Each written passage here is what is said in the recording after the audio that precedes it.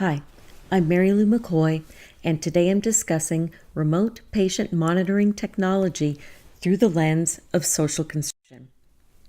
Social construction of technology, or SCOT, is a way to think about the meanings people or groups of people attach to technology.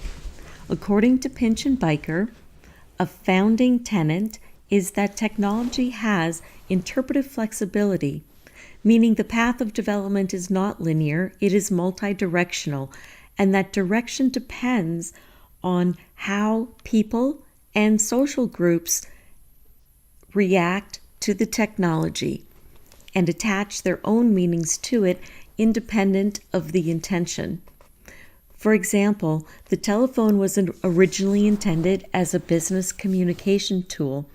However, it was quickly adopted by women as a means of expressing themselves. Their unexpected adoption of the technology resulted in a mutual adaptation of both women and the telephone. Expanding on the theory of mutual adaptation, we must recognize that technology is a force for social change. It changes everyday living for different social groups, and they in turn change the technology. In this way, Winner contends that technology is political in nature, meaning it alters the power relationship between people. For people to choose to engage with a particular technology is to choose a particular way of life. For example, Engels' analysis of the cotton mill observed that workers accepted the subjugation of their own will and freedom for the rigid discipline and schedule of activities necessary for the cotton mill to turn cotton into cloth. Healthcare is in an area where we can see the influence of technology, both mechanical, such as complex imaging equipment, and non-mechanical, such as regulations and policies.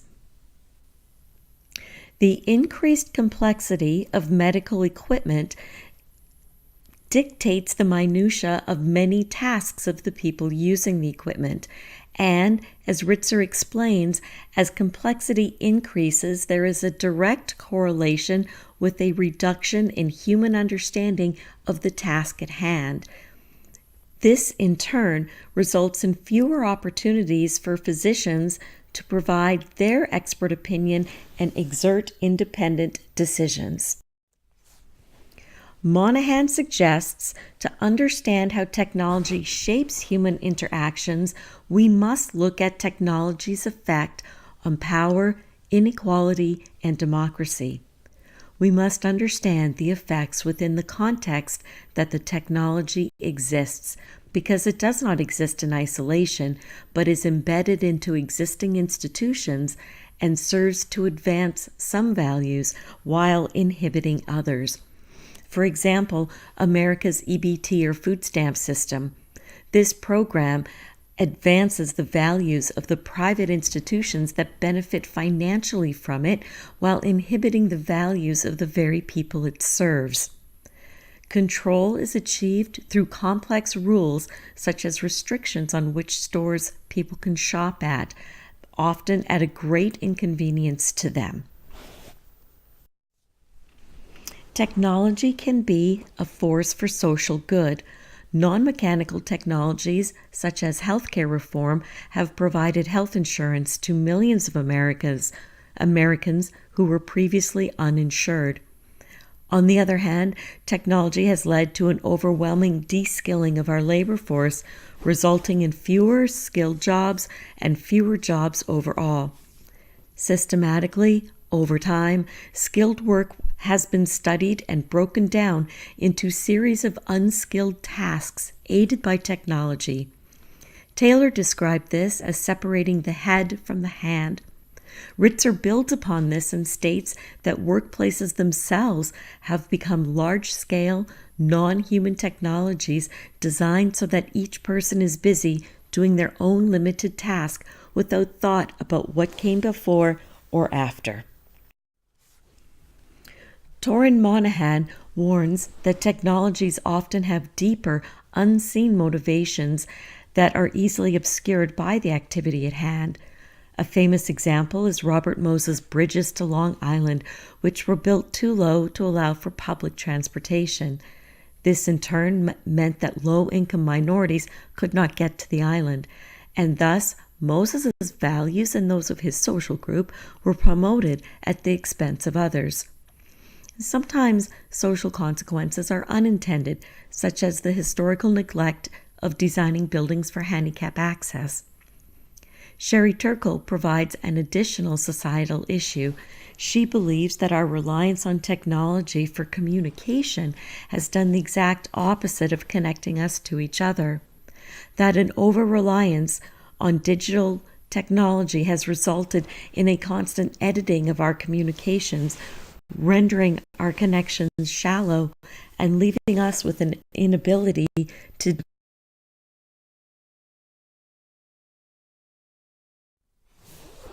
The issue at hand is the aging of America, and this is one area in which technology is and will increasingly play a role. Right now, and until the year 2030, 10,000 people per day turn 65 years old.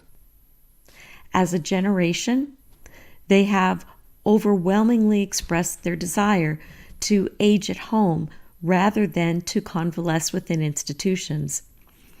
Many of these people are turning to technology as an answer to this social problem, specifically to remote patient monitoring. Remote patient monitoring consists of biometric devices wirelessly connected throughout a person's home that transmit information to a centrally located body of nurses. This is a highly specific surveillance system, and as such, Monahan argues it is simultaneously social and technical, that technologies are not separate from society, nor are they neutral tools that can be applied discreetly to social problems. Therefore, Monahan proposes that surveillance systems are political in nature and become part of the social problem they are intended to correct. Lyon agrees, stating that surveillance systems are intertwined with institutions, ideologies, and a long history of social inequality. Proponents of SCOT maintain that surveillance systems advance certain values while inhibiting others.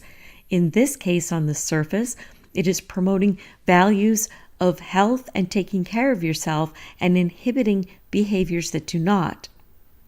But diving deeper, we see that this technology is actually shifting power to the monitoring caregivers who are hired by health plans, by insurance plans, who are working through companies, technology firms that profit. When viewed through the SCOT lens, three forms of control are apparent.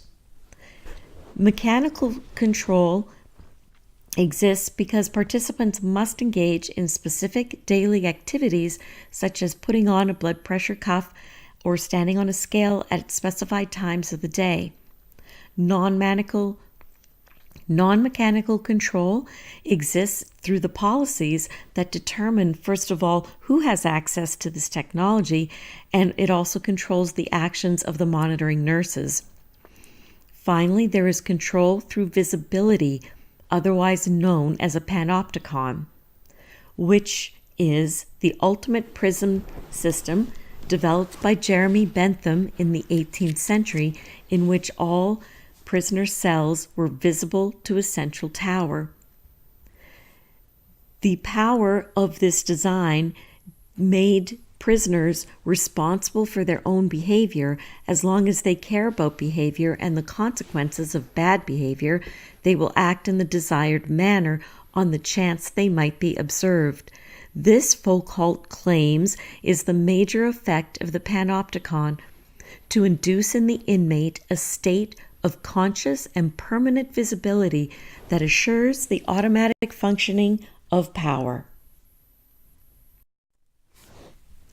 As Rayner proposed, the situation of conscious and permanent visibility at all times becomes a vehicle for identity formation or subjectivation. He states, the institutions of postmodern society shape us as we pass through them, and the more we allow ourselves to be shaped by these institutions, the less we are able to creatively define ourselves as human beings. I would argue that the feelings of being judged and watched and the act of sharing personal biometric information with an unknown and unseen audience of strangers will have a similar impact on a person's identity. Another impact exists around feelings of disconnectedness and isolation as dependence on digital communication increases. The very nature of remote monitoring heavily relies on digital communication. Finally, as the health of aging Americans improves, their lifespan will increase. While desirable, longevity creates many issues. Fukuyama poses many thought-provoking questions about an aging society. For example, traditionally, retirement is viewed as a reward for a hardworking life. But what if it stretches out for 20 or 30 years? Does it then become pointless? Will it become a natural and inevitable end, or something to be fought against at all costs? Will people give their lives for others if they anticipate a long, long life instead? There is no shortage of dystopian futures. When we look at remote patient monitoring through the lens of a social process, we must ask ourselves, what is the role of gender and class? Who will be able to afford and therefore benefit from this technology? Most likely it will be expensive and therefore available only to the higher classes, thus furthering their values at the expense of others. Gomez maintains society and technology are not two interconnected domains, but are superimposed over one another. Mutual adaptation, the simultaneous construction of technology and class relations. When looking at power structures, one wonders if future non-mechanical policies could require everyone to wear biometric devices and institutionalize penalties and punishments for those that choose undesirable behaviors of any kind.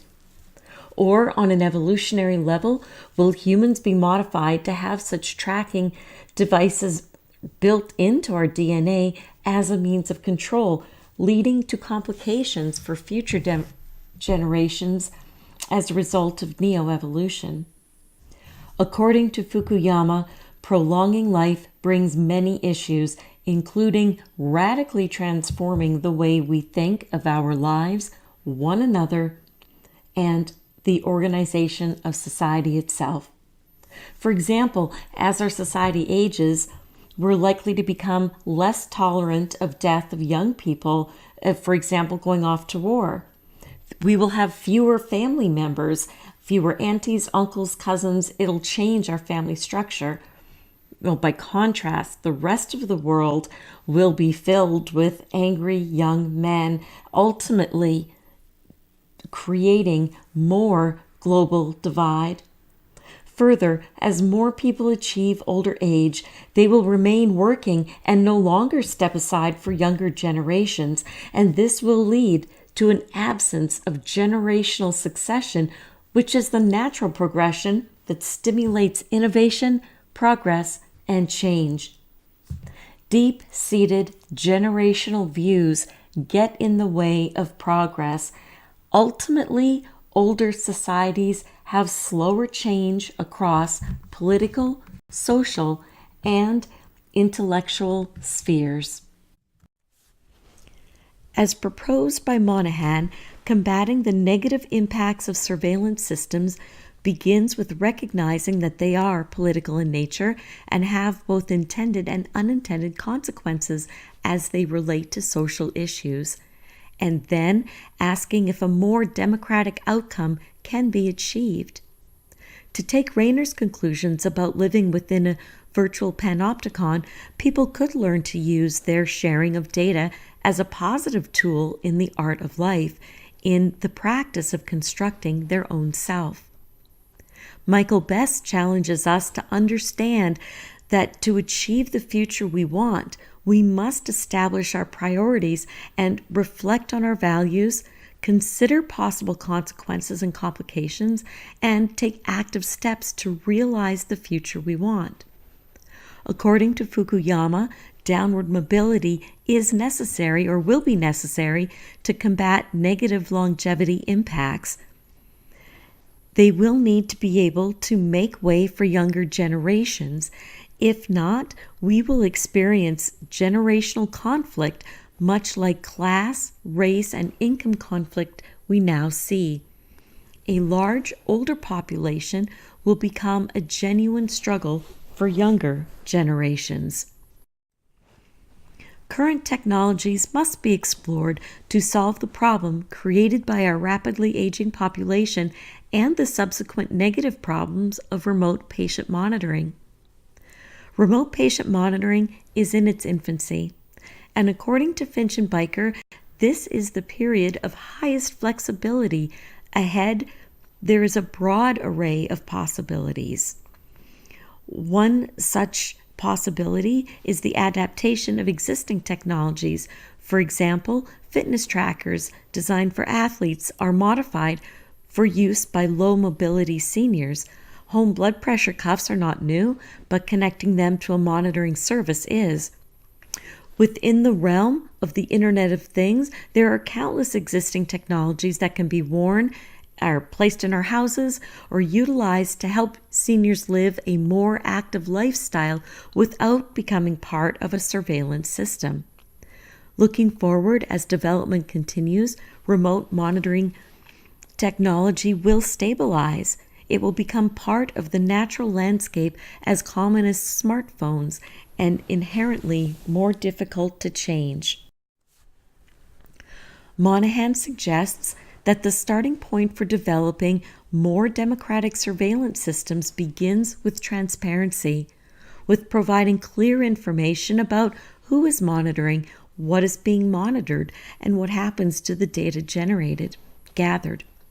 I would offer that education is another key for the designers of the technologies, for the people living with them, and for the families of the people living with them. Monahan also suggests governance to ensure desired social outcomes. He suggests we bring together a variety of experts to debate and decide how to create remote patient monitoring systems that carry the least amount of negative consequences, and also to ensure that this technology is accessible and affordable for most people, not just those in the upper class. The benefits would be great.